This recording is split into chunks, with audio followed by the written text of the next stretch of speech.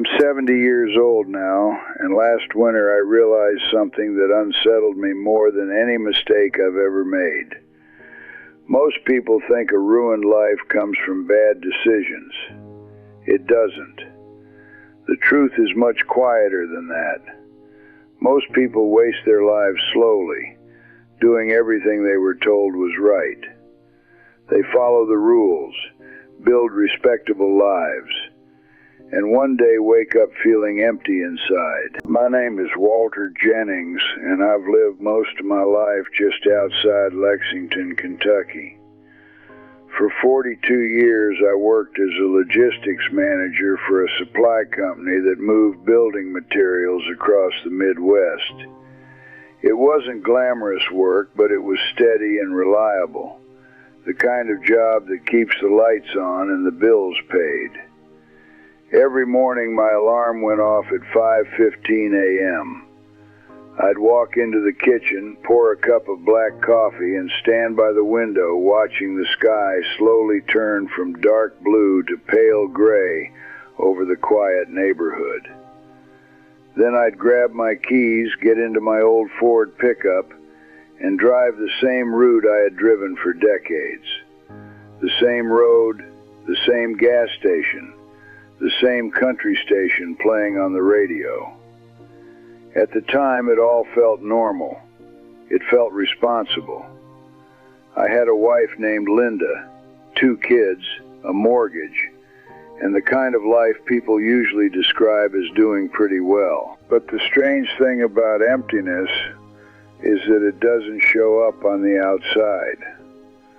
It grows slowly in the quiet moments of your life, the moments when the noise fades and you're left alone with your own thoughts. The first time I noticed it clearly was on a Sunday evening about 5 years ago. It was late November, and the sun had already disappeared behind the trees. The air carried that sharp Kentucky chill that tells you winter isn't far away. Linda was inside watching television while I stepped out onto the back porch with a cup of coffee that had already gone cold. For the first time in years, I noticed how quiet the house had become. When our kids were younger, that house was never quiet. There was always something happening. Basketballs bouncing in the driveway, my daughter laughing on the phone with her friends, my son arguing about homework at the kitchen table. There was movement, noise, energy everywhere. But that night there was nothing, just the wind moving through the trees behind the yard. I sat there staring into the darkness when a strange thought crossed my mind. What exactly was all of this for? The question caught me off guard. I had spent 4 decades working hard to build a stable life. Yet sitting there on that porch, something inside me felt strangely hollow.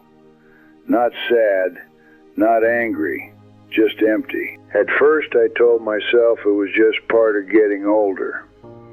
Maybe it was retirement approaching. Maybe it was the kids moving away. Maybe it was simply one of those moods that would fade after a few days. But the feeling didn't leave. It followed me into my mornings and my quiet evenings. It was there while I drank my coffee before work and while I drove home on long highways after sunset. It was there when I looked at my calendar and realized how predictable my life had become. And once I started noticing it, I began seeing it in other people too. A few months later, I met an old coworker of mine named Tom Whitaker for breakfast. Tom had retired 2 years earlier, and we sat in a small diner off Richmond Road, the kind of place where the waitress calls everyone hun and refills your coffee before you even ask. Tom had always been the dependable guy at work, the kind of man people trusted to keep things running. But that morning, something about him seemed different.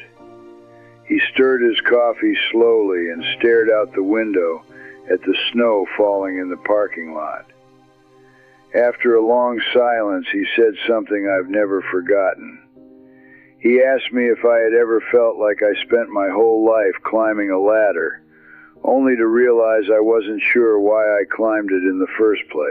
That sentence stayed with me long after we left the diner, because the truth was, I understood exactly what he meant. And once I started paying attention, I realized Tom wasn't the only one who felt that way. My neighbor Frank Dalton once admitted that retirement made him feel strangely restless, even though he had more money saved than he ever expected. A woman from church named Susan Miller told Linda she sometimes felt lost now that her children had grown up and moved away. Different lives, different people, yet the same quiet feeling followed them all. Emptiness. For a long time I wondered why that happens. Why would people who did everything right still feel like something important was missing? Eventually I realized the answer wasn't complicated, but it was uncomfortable. Most of us spend so much time building a life that we forget to build ourselves. We follow expectations, chase stability, and try to be responsible. But somewhere along the way, we stop asking a simple question: is this life actually mine? When I was younger, I loved drawing. I used to sketch old barns, buildings, anything that caught my attention. It was something that made me feel calm and focused. But when adulthood arrived, that part of my life slowly disappeared. Bills came first, work came first, responsibilities came first, and before I realized it, years had passed without me touching a pencil. The same thing happened with emotions. Men from my generation were taught a certain way of living. Be strong, be dependable, handle your responsibilities, but don't talk too much about how you feel. So we learn to bury things: stress, fear, doubt, regret. And buried emotions don't disappear.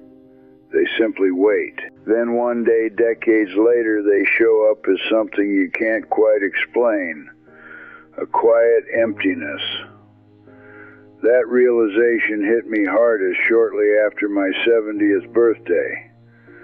One evening I walked through Jacobson Park, a place I visited hundreds of times over the years. The sun was setting over the lake, turning the water shades of orange and gold. Kids were throwing bread to the ducks near the shore, while a couple walked past with their dog. I sat down on a wooden bench overlooking the water and watched the ripples move slowly across the lake. And suddenly something became clear to me. The emptiness I had been feeling wasn't a problem to fix. It was a message. It was the part of my life I had ignored for decades, finally asking to be heard. The creativity I abandoned, the emotions I buried, the deeper questions I never asked because I was too busy keeping everything running. A few days later, I did something simple. I bought a sketchbook. It wasn't expensive, just a cheap one from a small store downtown. The first drawings were terrible. My hands were stiff and the lines looked awkward. But something inside me felt familiar, like meeting an old friend you hadn't spoken to in 40 years. Little by little, the emptiness started to change. It didn't disappear, but it stopped feeling like a void. It started feeling like space. Space where the parts of my life that had been neglected could finally return. That's when I understood something I wish more people realized earlier in life. Most people don't feel empty because their lives are disasters. They feel empty because they spend too many years becoming what the world expected, and not enough years becoming who they truly are. I still have days when that quiet feeling returns, but it doesn't scare me anymore, because now I understand what it is. Emptiness is often the moment when life pauses long enough for the truth to catch up with you. And if you're willing to listen, it can lead you somewhere far more honest than the life you were simply performing. Because sometimes the feeling we call emptiness is really the beginning of finally waking up. And if there's one thing I've learned at 70 years old, it's this: as long as you're still here, it isn't too late to become the person you were meant to be. If this story made you pause and think about your own life, then maybe it's already doing its job. Life moves fast, and sometimes we don't realize what truly matters until years have passed. If you enjoy honest stories like this that make you reflect, make sure to like this video and subscribe to the channel for more life lessons and powerful reflections. And remember, no matter your age or where you are in life, it's never too late to start living more honestly.